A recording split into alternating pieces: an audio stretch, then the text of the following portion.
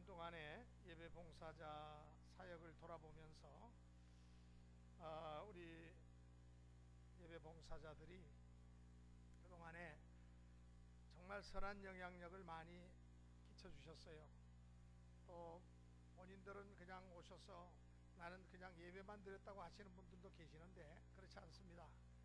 여러분들의 그 신앙의 그 흔적이 우리 교회에 고스란히 남아있어요. 제가 9가지를 여러분들이 2년 동안에 우리에게 끼치신 선한 영향력을 한번 생각해 보았습니다.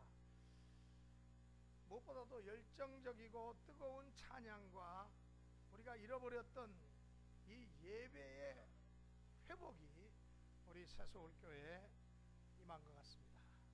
그래서 정말로 여러분들의 그 뜨거운 찬양과 그 기도가 우리의 예배를 변화시켰어요. 두 번째는 저와 우리 교인들의 영적 성장과 성숙에 큰 도움을 주었습니다. 저 개인으로 볼 때도 이렇게 새로운 친구들이 많이 나오시니까 더 많이 기도하게 되고 더 많이 성경을 연구하고 읽게 되고 더 많이 하나님의 은혜를 사모하게 되니까 저 자신에게도 영적 성장과 성숙이 있었고 우리 교우들도 또 이렇게 새로운 지체로서 여러분들과의 관계를 위해서 기도하고 또 저들도 많은 또 염려 또 여러 가지로 하나님 주님 은혜 가운데서 수고하고 땀 흘리다 보니까 우리 피차간의 큰 성숙이 도움이 되어졌다는 사실입니다. 세 번째는 우리 예배의 각 부분과 또 요소 파트에 여러분들이 직접 참여해 주심으로 정말 예배 봉사와 섬김과 헌신에 아주 신선한 도전이 되었고 또 우리 전체 교회로 볼 때도 신앙 발전에 큰 기여를 해 주셨습니다. 네 번째는 이렇게 아름다운 성도의 교제 속에서 또 사랑과 기쁨의 만남을 매 주마다 이렇게 체험하게 되고 또 식사를 통해서도 또 서로 대화를 통해서 만남을 이렇게 기쁨으로 이렇게 체험할 수 있게 되는 것, 이것도 큰 우리에게 정말로 주어진 축복이었다고 봅니다. 다섯 번째로 우리가 교회가 재정적으로 어려움에 처해 있을 때 여러분들께서 또 오셔서 이 재정적으로도 적지 않은 큰 사랑의 손길을 여러분들이 나타내 주셨기 때문에 우리 교회가 제일 재정적으로 어려울 때 그 위기를 잘 버틸 수가 있었어요. 물론 요즘에 와서는 조금 더 어려워지긴 했습니다만은 그러나 이것도 머지않아서 또 다 이게 올라갔다 내려갔다 하는 그 계기가 있어요. 다 극복되리라고 확신합니다. 여섯 번째, 아버지 학교 같은 큰 프로젝트를 대형 교회들만 유치하는데 본교회 유치하는데 아주 결정적인 역할을 여러 봉사자들께서 해주셔서 우리 교회가 지역사회와 또한 우리 교회에 하나님의 선한 사업에 우리 주변에 있는 이웃들에게 큰 관심과 반향을 일으키는데 여러분들이 참 기여를 해주셨다.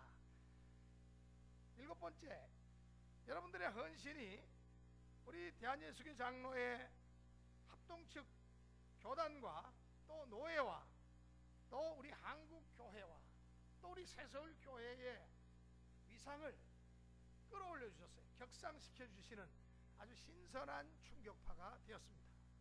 여덟 번째, 교회 봉사 헌신과 더불어서 이 전도의 필요성에 대해서 커다란 동기부여를 해주시는 계기가 됐어요. 그래서 이래서는 안 되겠다, 이제 우리 목장별로 전도하는 데 더 힘을 쓰자, 이런 아주 자극이 됐다는 사실입니다. 그래서 요 근래 와서 이제 한두 분이 이렇게 또 등록을 하고 계시는 걸 보면서 참 좋은 영향력을 우리가 받고 있구나. 또 아홉 번째, 여러분들의 기도와 봉사와 헌신과 또 여러 가지 물신양면으로 지원해 주시는 그 덕택으로 우리 청년들의 예배장이 튼튼하게 마련되면서 또 필요한 이런 우리 기물들을 구입하게 되고 그리고 우리 청년들이 부흥하는 아주 결정적인 계기를 여러분들이 마련해 주셨습니다. 9가지. 한 가지 제 개인적으로 더 추가를 한다면은, 이와 같은 여러분들의 섬김에 자극을 받은 여기 수지에 있는 이웃교회 청년들이 우리 교회에 와서 또 관심을 가지고 또 보고, 또 우리 교회에 와서 헌신할 마음을 가져서 그 청년 중에 한 청년이 우리 교회에 와가지고 뿌리를 내려서 또 우리 교회 청년하고 결혼도 하고, 그렇게 해서 아주 정말 좋은 결과를 가져왔어요. 네. 그러니까 다 이것이 여러분들의 기도와 헌신과 봉사의 이 선한 영향력이 제 자신에게 제일 크게 미쳤어요. 할렐루야. 여러분들에게 하나님의 놀라우신 은혜와 축복이 앞으로 계속될 줄로 믿습니다. 여러분들에게 하나님의 크신 자비와 또 긍휼과 건강과 또 여러분들의 앞으로 계획과 행하는 일마다 때마다 경영하시는 사업마다 하나님의 크신 도우심의 손길이 나타나서 참으로 승승장구 축복된 성공의 역사를 써가는 여러분들의 믿음의 사역이 될 줄로 믿습니다. 기도하시겠습니다. 하나님 아버지, 우리 예배 봉사자들 다음 주면은 이제 마무리 짓는 마지막 주일입니다. 주님께서 참으로 귀한 종들을 보내주셔서 우리에게 큰 영적인 도전이 되게 하시고, 또한 결정적인 우리 새서울교회가 변화되는 계기가 되게 해주신 것을 감사합니다. 이렇게 아름다운 성도 안에서의 사랑을 나누는 이 모든 일 하나하나가 저들의 기도와 수고와 저들의 노력으로 인해서 이와 같은 아름다운 영향을 저희들이 받게 되었는데, 앞으로도 주님의 놀라우신 은혜와 축복이 넘쳐나는 아름다운 사역자들의 삶이 될 수 있도록 은혜를 나리워 주시옵소서. 예수 그리스도의 이름으로 비옵나이다. 아멘. 네, 오늘은 사순절 5번째 주입니다. 다음 주는 종료주일이자 또 고난주간이 되겠습니다. 그래서 이번 주에 무슨 말씀을 전할까 제가 기도하는 중에 예수님의 보혈에 관한 말씀을 나누면 좋겠다. 그래서 보혈의 능력이라 이런 제목을 생각해 보았습니다. 우리가 신구약 성경 66권 중에 여러분 구약 39권, 신약 27권, 구약 내용을 한마디로 요약한다면 오실 메시아 예수 그리스도입니다. 신약을 한마디로 요약한다면 오신 메시아 예수 그리스도에 대한 내용입니다. 예수님이 오늘 이 땅에 구세주로 오신다. 또 오셨다. 누구든지 예수 믿으면 멸망치 않고 영생을 얻는다. 그래서 이 예수님의 중심은 바로 십자가입니다. 우리의 몸 어느 부분을 바늘로 찔러도 피가 나오지 않는 부분이 없습니다. 마찬가지로 성경은 창세기부터 요한계시록까지 성경 어느 페이지를 펼쳐도 하나님의 사랑과 예수님의 보혈의 은혜가 나옵니다. 우리 육신의 아버지와 아들의 관계에는 뗄래야 뗄 수 없는 혈연 관계, 이 피가 섞여 있습니다. 이웃집 아저씨가 아무리 친아버지 같이 잘 해줘도 그를 아버지라고 부를 수 없는 것은 이 혈연 관계가 아니기 때문입니다. 피의 관계가 아니기 때문입니다. 마찬가지로 우리가 하나님을 아버지라고 부를 수 있는 것은 바로 예수 그리스도의 이 보혈 때문에 아버지라고 부를 수가 있는 것입니다. 예수님이 왜 이 땅에 오셔서 보혈의 피를 흘려 주셔야만 했습니까? 오늘 본문에 그 결론 답이 나와 있습니다. 마지막 부분에 피 흘림이 없은즉 사함이 없느니라. 22절에 오늘 우리 인류에게 죽음과 비극이 온 것은 이 죄 때문에 왔습니다. 성경은 우리 인간의 본질 자체가 죄라고 선언합니다. 인간은 죄를 지어서 죄인이 된 것이 아니라 죄인이기 때문에 죄를 짓는 것입니다.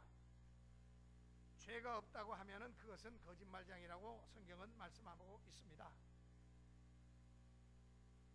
오늘 저와 여러분들은 이 죄 문제를 해결해야 됩니다. 아니, 예수를 믿음으로 이미 죄 문제를 다 해결하셨지만, 그러나 언제는 해결했어요. 그래서 오늘 우리들이 자범죄와 고의로 범하는 고범죄 같은 이런 죄들을 우리는 시시각각으로 예수의 피로 해결을 받아야 할 것입니다. 그럼 구체적으로 이 죄를 어떻게 해결할 수 있습니까? 그 모습 그대로는 천국에 갈 수 없지요. 그러면 어떻게 해야지 우리 죄를 해결받을 수 있습니까? 단 한 가지 길이 있습니다. 하나님이 우리의 죄를 용서해 주시는 방법, 그 방법 외에는 다른 방법이 없습니다. 우리 자신이 스스로 죄를 용서할 수는 없습니다.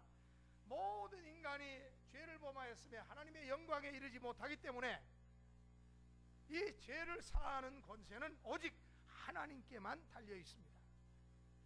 그래서 우리가 죄 사함 받기 위해서는 하나님 앞에 나와 무릎 꿇고 예수 그리스도의 보혈의 공로를 의지해야만 하는 것입니다. 요한복음 8장 36절에 아들이 너희를 자유케 하면 너희가 참으로 자유하리라 그랬어요. 예수님이 우리 죄를 용서하십니다.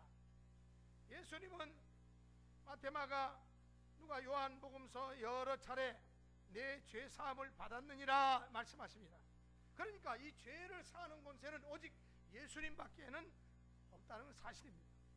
예수 안에 죄를 사하는 권세가 있습니다. 하나님이 이 땅에 예수님을 구주로 보내주셨는데, 그리고 십자가에 죽게 하셨어요. 그래서 이 예수 그리스도의 보혈로 모든 사람이 죄를 씻기를 원하기 때문에 예수님을 이 땅에 보내주신 겁니다. 어떤 선배 목사님이 이런 말을 우스갯소리로 합니다. 근데 저는 우스갯소리로 듣지 않았습니다. 자기가 졸업한 시골 중학교가 어떻게 전기 합선으로 불이 났대요. 그래가지고 전 교정이 깡그리 다 타버렸대요. 주말에 그것도 밤에 불이 나버리니까 전기 누전 합선으로 불이 나가지고 밤새도록 그 교정을 깡그리 다 태웠다는 거예요. 그런데 이 목사님이 하는 말 정 황당 그 자체입니다. 자기는 그 소식을 듣고 너무 기뻤다는 거예요. 그래가지고 정말 멍 때린다는 소리 있죠. 멍 하고 한참 쳐다봤습니다. 아니 어떻게 목사님이 그런 말씀을, 너무 심한 말씀을, 아니 모교에 불이 붙었는데 그 깡그리 남아있는 거 없이 다 불에 탔는데 뭐가 그렇게 기쁘단 말입니까? 근데 그분의 말씀인즉슨 자기가 중학교 다닐 때 성적이 정말 형편없었다는 거예요. 고등학교 때 가서 정신 차려서 공부를 했는데, 그래서 자기는 평생 이 중학교의 성적, 이놈의 성적을 어떻게 이것을 없앨까, 그런 생각을 항상 가지고 있었는데, 할렐루야, 불이 나가지고 그 학교를 몽땅 다 태웠다는 거예요. 그 엉터리 성적표가 불타 없어졌는데 그렇게 기쁠 수가 없다는 거예요. 참 이기적이죠. 나쁜 성적표가 불에 탄 것도 기쁜데 우리의 모든 죄가 기록된 죄의 기록들이 모두 다 지워졌다면 얼마나 기쁘겠어요. 어떻게 지워집니까? 인간의 힘으로는 이 죄의 기록을 지울 수가 없어요. 예수 그리스도의 보혈로 그 죄의 기록을 지울 수가 있습니다. 성경에 보니까 6월절 어린 양 예수 그리스도의 그 피를 고센 땅에 거주하는 유대인들 임방과 문설주에 다 발랐어요. 여러분, 임방과 문설주에 그 피를 발랐다, 이게 뭡니까? 문설주는 그 문짝을 이렇게 뻗대는, 세우는 그 지지대, 오른쪽 왼쪽에 그 지지대 하는 그 시대를 바로 문설주라고 말합니다. 그러면 인방은 뭐냐? 문지방, 여러분 문지방이라는 말을 하죠. 그러니까 가로대, 밑에 인방이 두 개 있어요. 밑에 가로대가 하나 있고 위에 가로대가 하나 있고. 그러니까 이게 인방이에요. 밑에 인방을 가리켜서 우리가 뭐라고 부르죠? 문지방이라 그렇게 부릅니다. 그러니까 이스라엘 백성들이 어린 양을 죽여가지고 피를 이 문설주와 인방에다가 다 바른 거예요. 그러니까 문짝 전체, 사각형 전체에 다 발랐다고 보면 됩니다.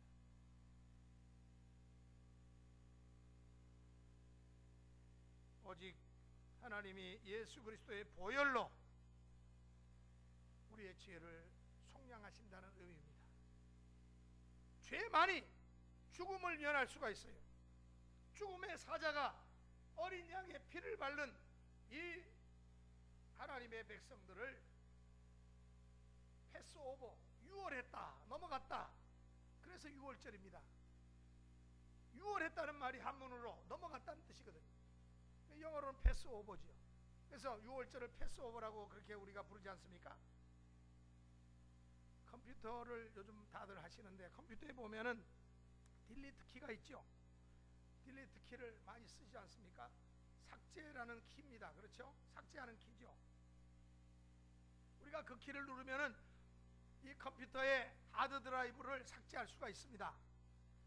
여러분, 예수님의 보혈은 바로 이 딜리트 키와 같습니다. 구약 성경은 이것을 사건으로, 그림으로 그려서 쉽게 설명해 주고 있습니다. 유대인의 전설 중에 이런 이야기가 있습니다. 어떤 유대인의 가정에 어린 아들이 있었는데 그 맏아들이 잠자리에 누웠다가 일어나서 급히 아버지에게 달려왔습니다. 아버지, 문설주에 양의 피를 바르셨어요? 물어보았습니다.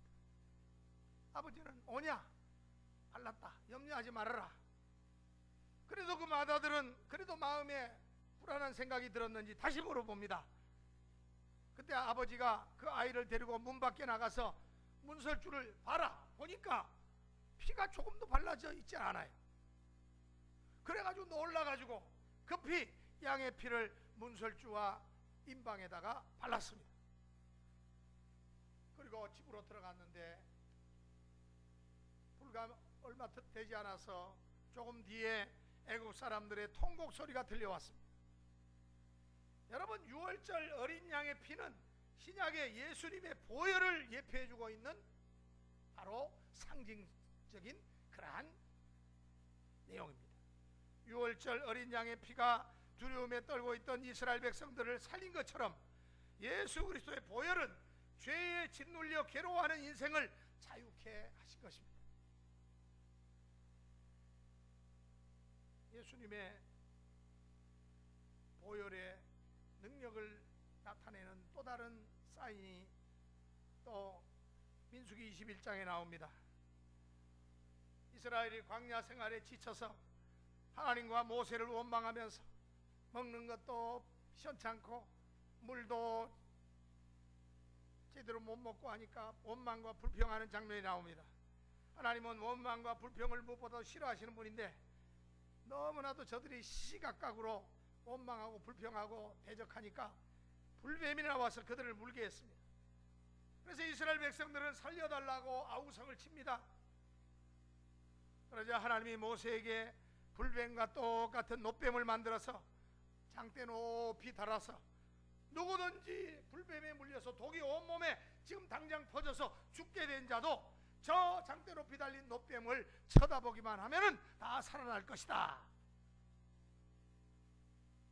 놋뱀은 불뱀의 독에 죽어가는 백성들을 살리는 유일한 방법이었습니다.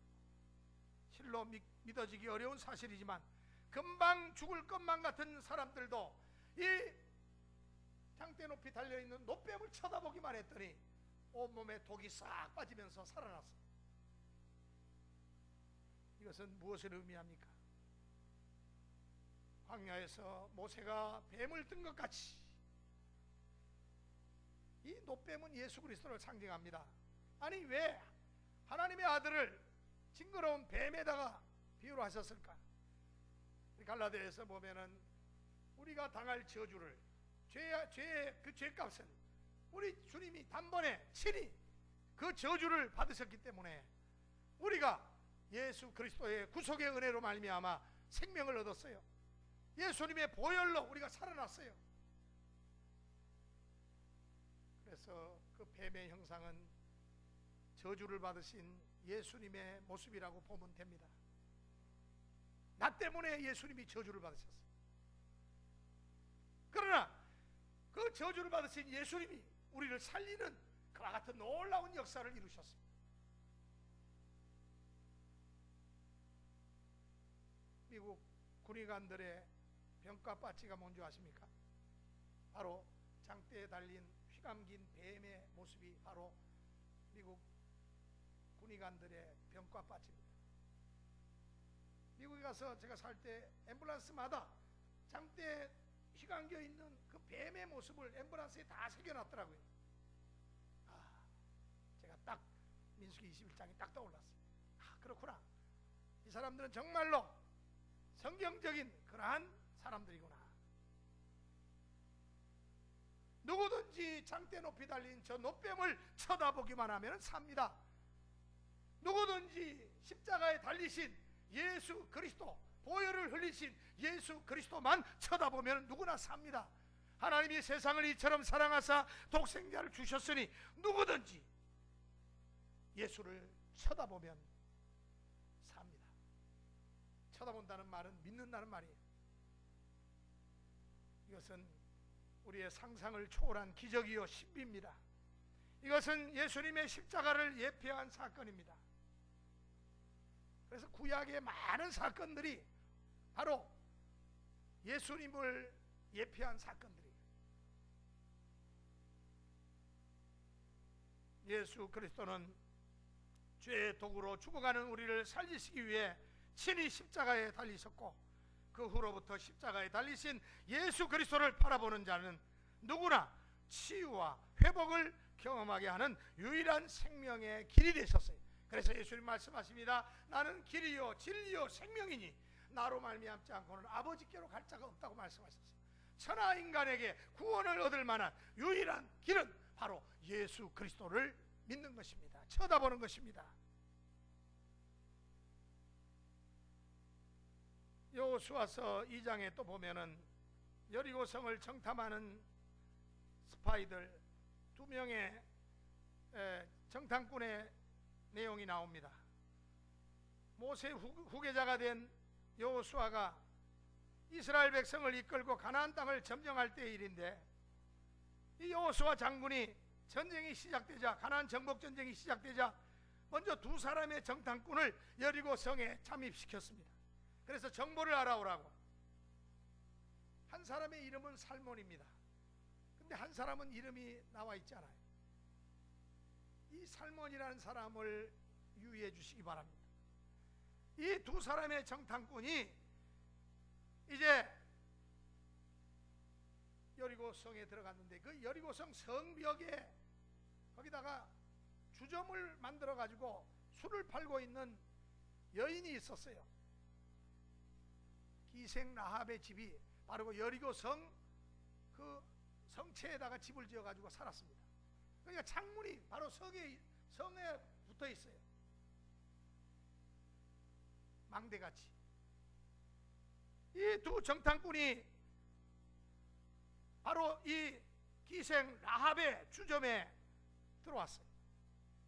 그런데 이 2 정탐꾼을 보자마자 라합은 이 사람들이 하나님의 백성임을 금방 알아보고는 자신이 가지고 있는 신앙을 고백합니다. 당신의 하나님이 여호와를 찬양합니다. 당신의 하나님께서 당신들을 애굽 땅에서 종되었던 나라에서 430년 동안 당신들의 그 압제자들을 물리치고 열재앙을 통해 가지고 당신들이 사막을, 광야를 나와서 많은 당신들을 위협하는 세력들과 족속들과 싸워서 승리한 이 소문들이 우리들에게 들려서 당신들은 우리들에게 두려움 자체입니다. 공포 그 자체입니다. 분명히 당신의 하나님께서는 이 가나안 땅, 가나안으로 들어가는 입구에 바로 여리고가 있는데, 우리 여리고는 물론이거니와 가나안 땅을 당신들에게 주실 것을 저는 확신합니다. 그러니 부디 내가 당신들을 숨겨줄 테니까 제발 여리고가 함락될 때 나와 우리 집에 거주하고 있는 우리 일가 친척들은 살려주시오. 그러면은 우리도 당신들과 같이 하나님을 섬기겠습니다. 그래가지고 이 살몬이 그렇다면은 내가 사인을 하나 해줄 테니까 그 사인대로 하시오. 우리가 만약에 쳐들어와서 이 여리고를 점령할 때 당신들이 사는 길은 모든 식구들을 다 당신 집에 모으시오. 그리고 창문을 통해 가지고 붉은 줄을 그 창문에다가 바깥으로 던지시오. 매달으시오. 그러면 붉은 줄이 걸려있는 당신의 집은 한 사람도 손가락 하나 다치지 않고 다 구원을 얻을 것이오. 비록 기생이었지만은 하나님을 아는 지식과 하나님께 대한 믿음을 갖고 있었기 때문에 소문으로 들은 그 풍문에 의한 그 위대한 하나님의 역사를 그는 믿었기 때문에 그와 같은 자기 나라를 배신하는 행동이라고 볼 수 있는 행동을 했어요. 이게 성경은 바로 이와 같은 이 라합이라고 하는 기생이 행한 이 일이 얼마나 위대한 일인가를 성경은 말씀합니다. 그때 이 살몬이 이 라합이라고 하는 여인이, 그 여인이 뭐 비록 주막에 술 파는 여인이었지만 그러나 아름다운 신앙을 갖고 있는 것을 알고는 천둘에 반했어. 나중에 이 라합을 자기 아내로 삼습니다. 아마 노총각이었는지 일반 총각이었는지 모르지만, 그래가지고 여러분 마태복음 1장에 보면은 라합이 누구와 결혼했어요? 살몬과 결혼해서 아이를 낳아가지고 바로 예수님의 조상할머니가 됐어요. 구세주 예수 그리스도의 조상할머니가 인간적으로 볼 때는 변변치 않은 세상 직업을 갖고 있었던 여인이었지만은, 그러나 그 여인도 예수님을 믿음으로 말미암아 변화되어서 놀라운 하나님의 우리 예수 그리스도의 구원의 반열에 참여하는 그와 같은 여성이 되었다는 사실입니다. 그래서 우리 기독교는요, 그 사람이 과거에 무엇을 했느냐 이거 중요하지 않아요. 예수 믿어서 지금 어떤 사람이 되었느냐, 과거에 아무리 위대한 일을 많이 했고 과거에 그 사람이 뭐 어떤 엄청난 그러한 직분을 가지고 있었고 직업을 가지고 있었고 이거 별 우리는 관심 없어요. 지금 이 사람이 어떤 믿음을 가지고 하나님의 나라를 위해서 아름답게 살고 있느냐.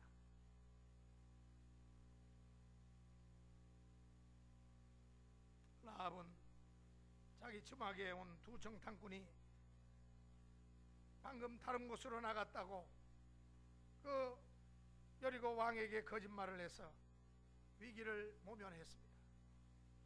그들이 간 뒤에 라합은 지붕 위에 숨겨두었던 정탐꾼들에게 여호와 하나님이 여리고를 분명히 함락시킬 것이라고 오히려 확신을 줍니다. 그래서 이 기생 라합의 창문에서 드리워졌던 그 붉은 밧줄이, 그게 바로 예수 그리스도의 보혈을 상징합니다. 구원을 얻는 생명줄을 상징합니다. 마침내 이스라엘 백성이 여리고성을 함락시킬 때 붉은 줄을 들이온 기생 라합의 집은 그의 모든 식구들은 그곳에 모여 있었기 때문에 다 구원을 받았어요. 여러분, 예수 앞에 나오면 모든 죄 사함 받고 주의 품에 안겨서 생명을 얻게 됩니다. 과거에 내가 어떤 죄를 졌건 상관없어요. 지금 내가 예수 안에서 나의 허물과 죄를 다 고백하고 용서함을 받으면은 우리들에게도 놀라운 구원의 역사가 나타나게 되는 것입니다. 구약은 그림을 그려서 예수님의 구속 사역을 이해하기 쉽게 설명해 주고 있습니다. 그리고 신약은 그 예언이 예수님의 십자가를 통해서 이루어진 것을 말씀해 줍니다. 죄 사함을 얻게 하는 유일한 길은 우리 예수님 말씀하신 것처럼 죄 사함을 얻게 하려고 많은 사람을 위하여 흘리는 바 나의 피, 그 언약의 피를 통하지 않고는 우리는 죄를 씻을 수가 없습니다. 예수님은 온 인류를 위해서 죄 사함을 받게 하려고 십자가에서 피를 흘려 주셨다는 사실입니다.